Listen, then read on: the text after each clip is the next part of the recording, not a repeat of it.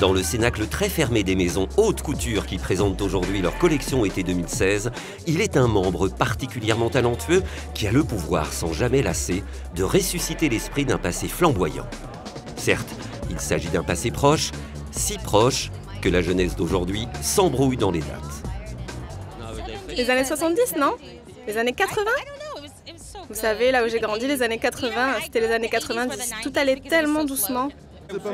Nous sommes dans le grand salon de la maison Jean-Paul Gaultier et l'atmosphère est plus qu'électrique, elle est survoltée, bouillonnante. Gaultier, c'était mon premier des années 80. Quand je l'ai vu arriver, je me suis dit, oh putain, tu sais, les années de la Movida, Gaultier est sorti, je me suis dit, c'est quoi ces beans? Et les années 80 ont passé, 90. Je crois que c'est les couturiers auxquels j'étais les plus fidèles de ma vie. Quand certaines se souviennent, d'autres étaient à peine nées, ce qui ne les empêche pas d'avoir une idée précise de l'époque.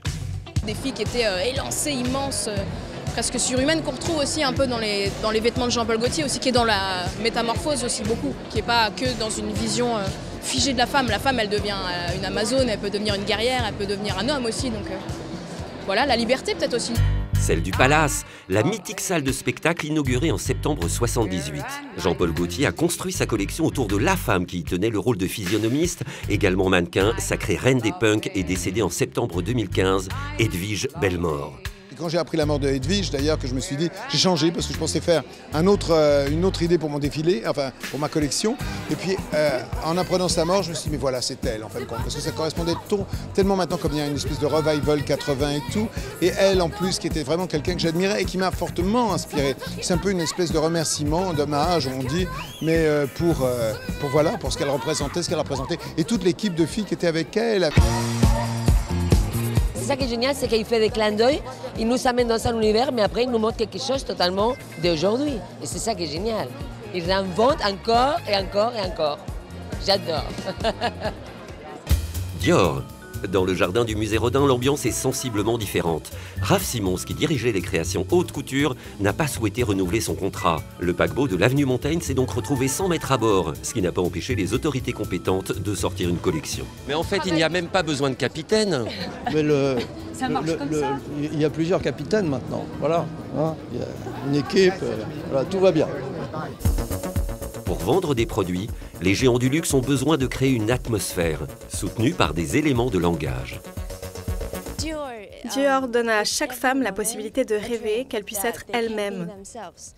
Et ce n'est pas qu'une question d'image ou de beauté. Pour moi, la chose la plus importante, c'est la confiance en soi et le courage. C'était incroyable, absolument superbe, si féminin. La collection est un alliage subtil des plusieurs cycles créatifs qu'a connu la maison. Ça marche très bien apparemment, mais on est très impatient de voir qui sera le prochain. Après le décès de Christian Dior en 1957, la maison n'aura vu passer en presque 60 ans que 5 directeurs de création. Yves Saint Laurent, Marc Bohan, Gianfranco Ferré, John Galliano et Raph Simons. Quelle personnalité pour reprendre le flambeau? Cette personnalité-là, elle devra être... savoir travailler avec les autres. Je pense que ça, c'est une qualité qu'on doit avoir tous aujourd'hui. Je chercherai quelqu'un qui comprenne ça et qui a envie d'aller avec cette équipe formidable. Une équipe qui a conçu cette collection sous la baguette de 2 fidèles de la maison, les Suisses Lucie Mayer et Serge Ruffieux. Ils continueront jusqu'à la nomination du successeur. Question qui ne se pose pas pour l'instant chez Chanel.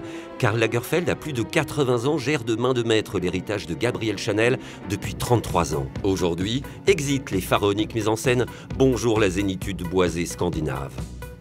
Le décor, dans un sens, doit correspondre aux vêtements, car c'est tout un univers. Et vous savez, dans les années 20, Chanel était surnommée la reine du beige, alors qu'elle n'avait jamais fait une telle collection. Là, la plupart des robes sont beige. Un décor écolo pour une collection écolo. Les broderies sont faites de bois et de paille.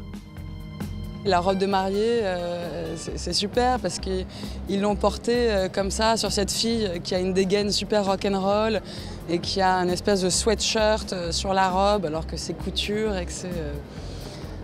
voilà, c'est bien de mélanger un peu 2016 à la couture, c'est ça qui est intéressant, c'est ça que Karl a toujours su faire. Un sol d'herbes et de futaies, un cours d'eau douce, une maison de bois aux façades pivotantes.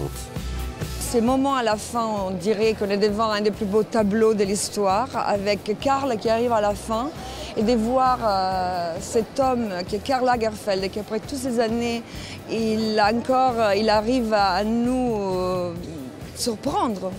Et du coup, de voir comme les secrets de tout dans la vie, c'est la passion. Et je crois que Karl Lagerfeld, c'est la passion. La couture ne peut se concevoir sans flamme, sans flash, sans star. Chez Alexandre Gauthier, couturier indépendant, les mannequins jubilent, sexy, conquérantes. Ouais, elles sont là, elles sont présentes, elles sont belles. Et je pense que voilà, elles sentent qu'elles sont dans de la splendeur totale. C'est en résumé tout ce que l'on attend de la haute couture. Susciter le désir, le plaisir, les frissons.